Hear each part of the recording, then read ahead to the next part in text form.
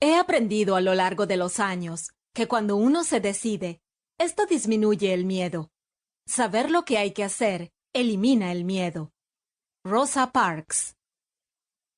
Imagine por un momento que hay algo que desea tanto que le duele estar sin él.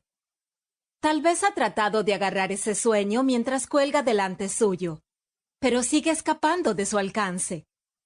Cuando la gente dice que hay que actuar directamente y hacerlo, se encuentra demasiado paralizado para hacer algo. En cambio, se encuentra alcanzando un control remoto o matando el tiempo al sumergirse en cosas que lo entretienen. Como resultado, se ha conformado con una vida lo suficientemente buena y ha optado por vivir con miedo. Miedo de no hacer lo que quiere hacer. Miedo de vivir sin. El miedo de envejecer y nunca tener una oportunidad en su futuro. Ahora, imagine que una fuerza invisible se lo impide. Es tan poderosa que no importa cuánto intente liberarse, no lo dejará ir. Esa fuerza es el miedo. Es poderosa y para la mayoría de las personas es la mayor causa de derrota. Pero, a diferencia de la mayoría de los obstáculos que son fáciles de identificar, lo que lo mantiene asustado es más fácil de ver. Estamos cegados por las fuerzas en nuestras vidas que nos atrapan porque asumimos que la vida se supone que es así. Cuando algo es arriesgado, ponemos excusas para no hacerlo. Entonces, cuando se presenta una buena oportunidad, decimos, tal vez la próxima vez.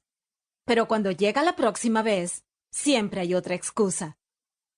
Muchos de nosotros nos hemos entrenado para evitar las cosas que dan miedo en la vida.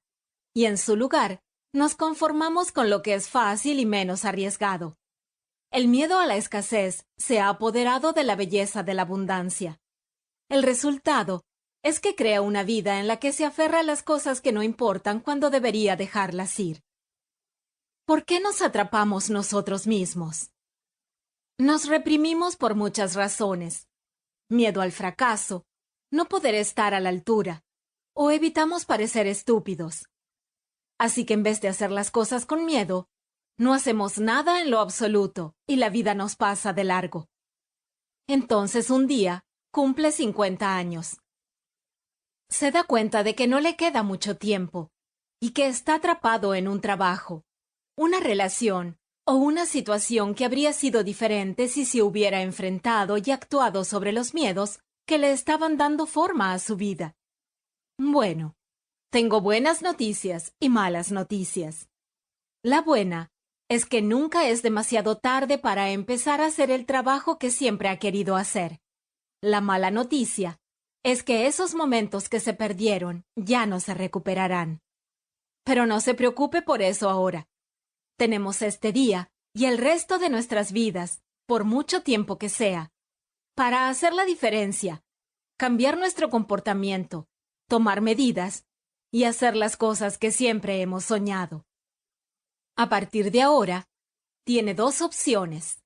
Puede hacerlo con miedo o no hacer nada en lo absoluto. Uno de los caminos puede llevarlo a todo lo que siempre ha querido, y el otro continuará dándole lo que siempre ha tenido. Está siendo reprimido por algo que no está más allá de su control. Es el resultado de años de conocimiento y viejas creencias que alimentan pensamientos negativos sobre quién es realmente. Se ha estado mintiendo a sí mismo acerca de lo grandioso que puede ser. Ese ya no tiene que ser usted.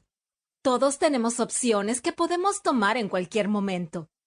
Cuando cree que no tiene elección, está tomando la decisión de creer eso, y al hacerlo, está limitando sus oportunidades de tomar las obras de los que llegan primero.